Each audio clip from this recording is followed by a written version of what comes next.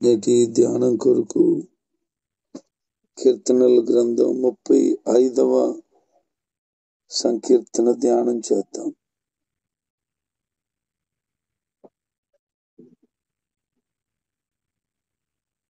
చాలా పర్యాయాలు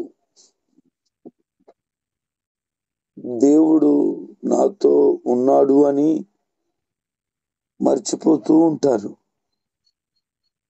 దేవుడు తోడుగా ఉన్నాడా అని పైగా ప్రశ్నలు కూడా వేస్తారు. ఇతరులు నిన్ను చూసినప్పుడు ఒకవేళ వీళ్ళకి దేవుడు తోడుగా ఉన్నాడు అని అనాలన్నా వ్యక్తిగతంగా ఎవరికి వారే దేవుడు నాకు తోడుగా లేడు అని అనుకుంటూ ఉంటారు. కానీ కీర్తనకారుడు దావీదు ఎంత చక్కగా దేవుని తోడు ఉంది అని చెప్తున్నాడో మనము గమనించాలి. ఏమంటున్నాడనంటే, దేవుడు నాతో కూడా ఉన్నాడు అని పరిపూర్ణమైన విశ్వాసముతో పలుకుతూ, నాతో ఉన్న దేవుడు నా శత్రువులతో వ్యాజ్యమాడుతాడు. నాతో ఎవరైతే గొడవ పడుతారో వారితో ఆయన చూసుకుంటారు అని చెప్తున్నాడు.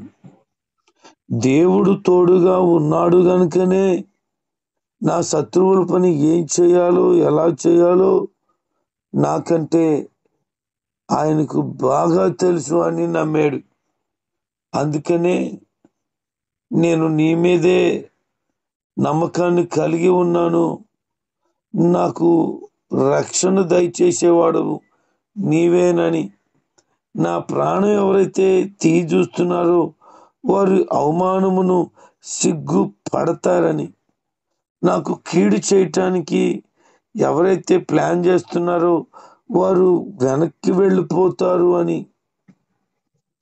దేవుని దోతే వారిని లేకుండా చేసేస్తుందని, ఎంతలాగంటే పొట్టు ఎగిరిపోవునట్లుగా. దేవుడు గనుక తోడుగా ఉన్నాడు అని నువ్వు నమ్మగలిగితే నీ భయంకరమైన బాధాకరమైన పరిస్థితులు అన్నిటి నుండి తప్పక క్షేమాన్ని పొందుకుంటావు. ఈ రోజున దేవుని బిడలైన వారే విశ్వాసం ఉంచవలసినటువంటి విధానమై ఉంటుండగా దేవుని మీద విశ్వాసం లేని జీవితాలుగా కొద్దిమంది కనబడతారు. కనుక ప్రతి ఒక్కరూ విశ్వాసాన్ని బలపరుచుకొని దేవుడు నాతో ఉన్నాడని నమ్మగలిగితే నీ బ్రతుకు స్థిరపరచబడుతుంది.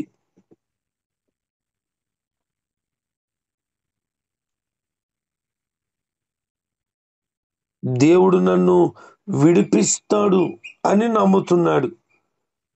దేవుడు తోడుగా ఉన్నాడని నమ్ముతున్నాడు. రెండోది, దేవుడు నన్ను శత్రువుల చేతుల నుండి విడిపిస్తాడు అని నమ్ముతున్నాడు. అనేక పర్యాయాలు ఇతర నోళ్ళలో పడిపోతారు కొంతమంది.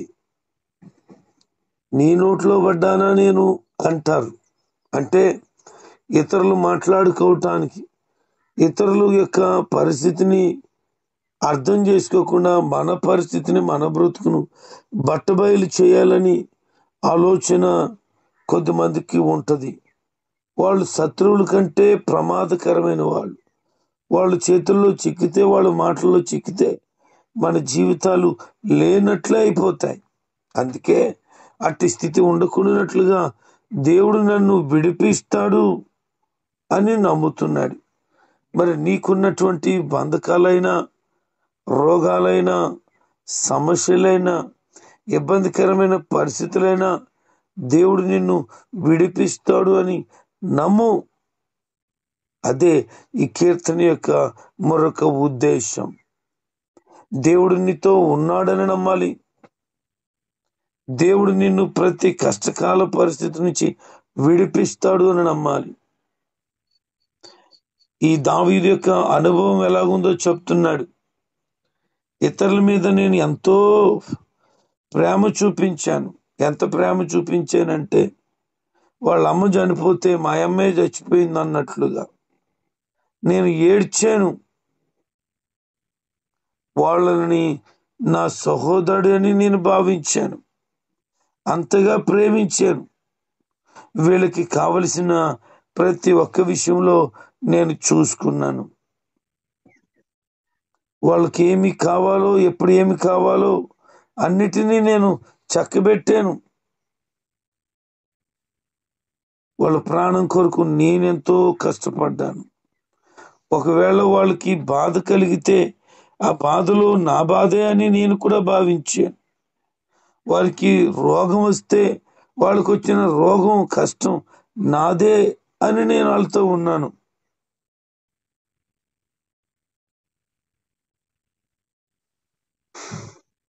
మరి ఈరోజు ఇతరుల మీద ఎలాంటి ప్రేమను చూపిస్తున్నావు? ప్రేమించిన వారిని ప్రేమించడం వలన ఏమి ఉపయోగం ఉంది? ప్రభువైన యేసుక్రీస్తు వారు ఇలా సెలవిస్తున్నారు, నీ శత్రువుని సైతము ప్రేమించే మనసు నీవు కలిగి ఉండాలి.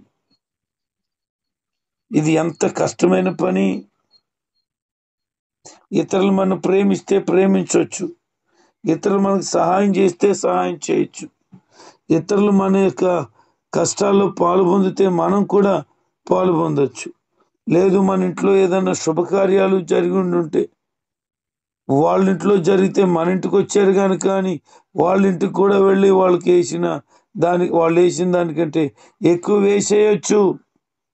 కానీ ఇలాగ లేదు పరిస్థితి, పరిపూర్ణంగా వ్యతిరేకత. దావీదేమో ప్రేమ చూపిస్తున్నాడు, వారేమో ద్వేషం, పగ చూపిస్తున్నారు. అందుకే అంటున్నాడు, మనుషు బట్టి కాదు నాకు ధైర్యం, దేవుని బట్టి. మనుషులు కాదు నాకు సహాయం చేసేది, సాక్షాత్తు దేవుడే నాకు సహాయం చేస్తారు. కాబట్టి మనుషుల మీద నేను నమ్మకం పెట్టుకోలేదు అని 121వ సంకీర్తనలో ఎలాగంటాడు భక్తుడు, కొండల తట్టు కన్నులెత్తుచున్నాను, నాకు సహాయము ఎక్కడి నుండి వచ్చును అంటూ యెహోవావలనే నాకు సహాయము కలుగుతుంది.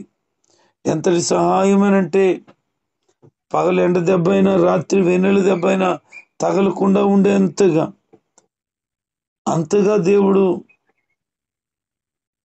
తనతో సహవాసాన్ని కలిగిన వారి జీవితంలో అనుగ్రహిస్తాడు. మరి అట్టి సహవాసాన్ని నీవు కలిగి ఉన్నావా? అలా కలిగి ఉంటే ఆయన కాపాడువాడు కునుకడు నిద్రపోవడం చెప్తున్నాడు. ఆయన నిన్ను ఖచ్చితంగా ముందే కాపాడుంటాడు, ముందే కాపాడుతాడు కూడాను. దేవుని సహవాసం నీ జీవిత పరిస్థితులన్నిటినీ ఆశ్చర్యంగా మార్చేస్తుంది. అందుకే మనుషులతో సహవాసం చేయొద్దు, మనుషుల సహాయాన్ని కోరద్దు. దేవుని సహాయం కోరితే ఇది మొదలుకొని నిరంతరం నీ రాకపోకలు యందు యెహోవా నీకు తోడుగా ఉండునని కీర్తన 121 చివరి చరణంలో అంటాడు కదా.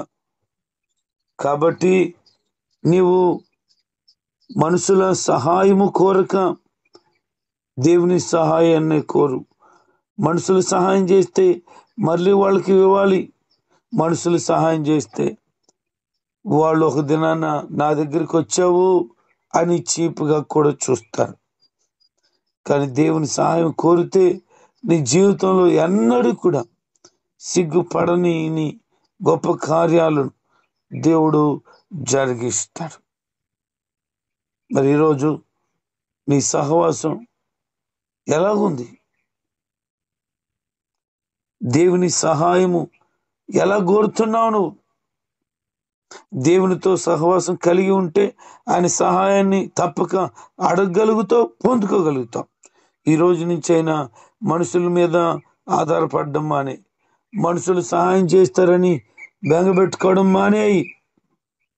నాకు దేవుడు ఉన్నాడు, ఆయన సహాయం చేస్తాడు అని పరిపూర్ణమైన నమ్మకాన్ని కలిగి ఉండాలి.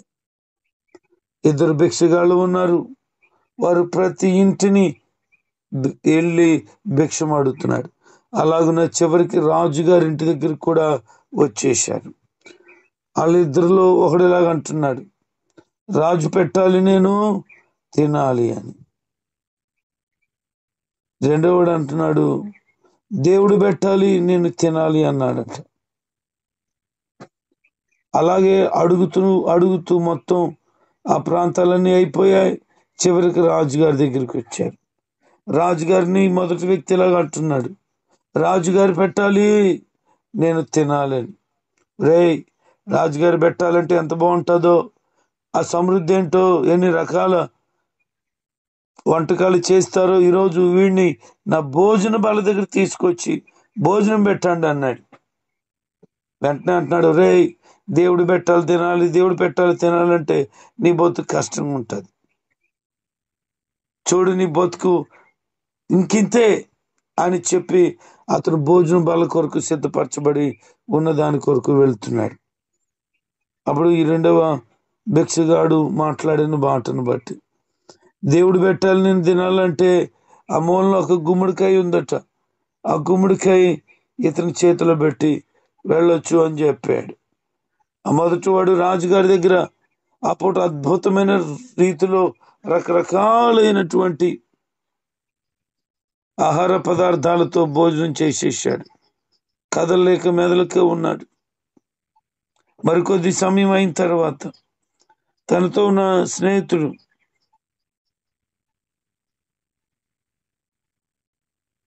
కనపడ్డాడు. ఇలాగంటున్నాడు, ఇదిగో నీ బతుకింతే అన్నాడు. ఇదిగో రాజుగారు పెట్టాలి, నేను తినాలి అన్నాను కదా, ఎన్ని రకాల భోజనాలు తిన్నానో అని మురిసిపోతున్నాడు.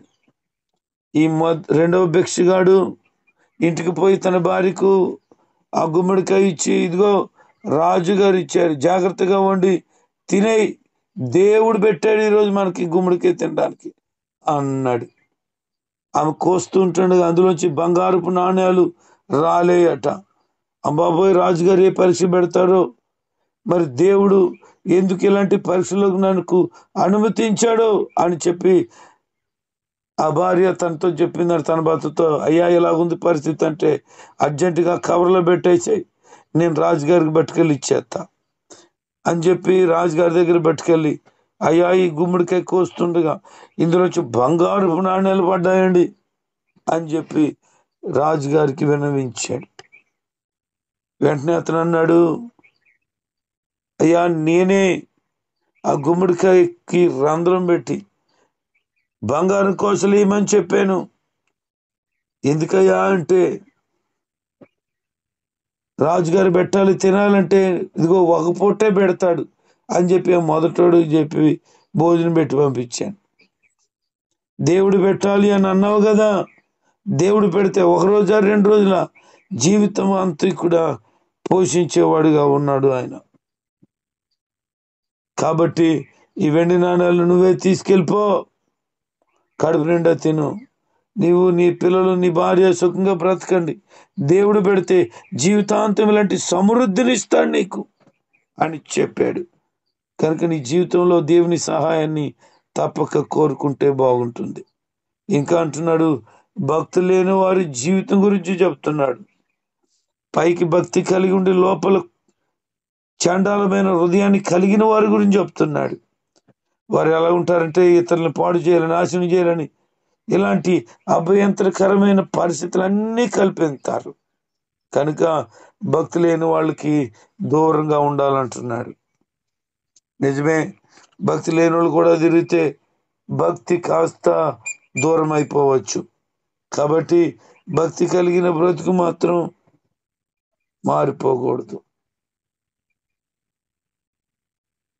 భక్తి లేని జీవితం అలా ఉండిపోకూడదు.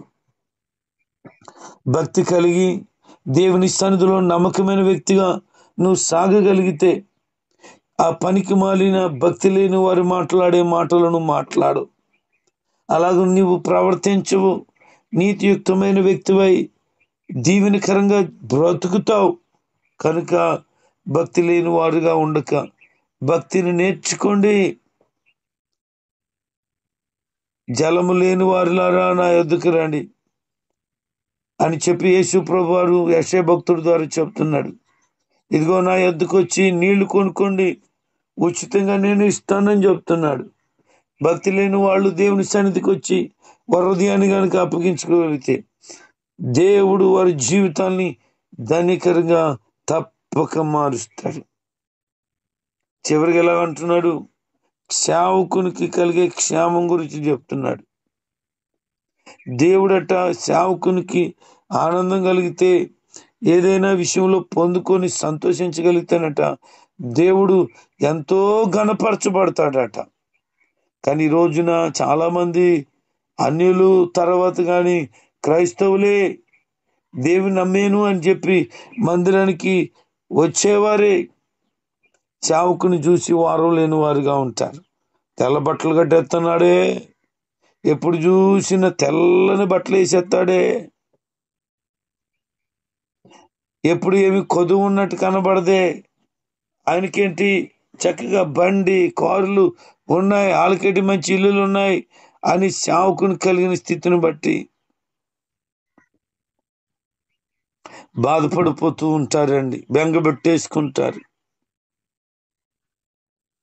ఈ స్థితిలోకి వచ్చాడు సేవకుడు అంటే ఎంత ప్రయాసపడి ఉంటాడు, ఎంత కన్నీళ్లు కార్చుంటాడు, ఎన్ని రోజులు ఆకలి దప్పికలతో ఉండి ఉంటాడు కదా. ఇవన్నీ మర్చిపోతావు, ప్రార్థన చేస్తావు, ప్రభువా మా పాస్టర్ గారిని దీవించు, ఆశీర్వదించు, ఏది తక్కువ చేయొద్దు, గొప్పగా ఉండాలి ప్రభు అని ప్రార్థన చేస్తావు.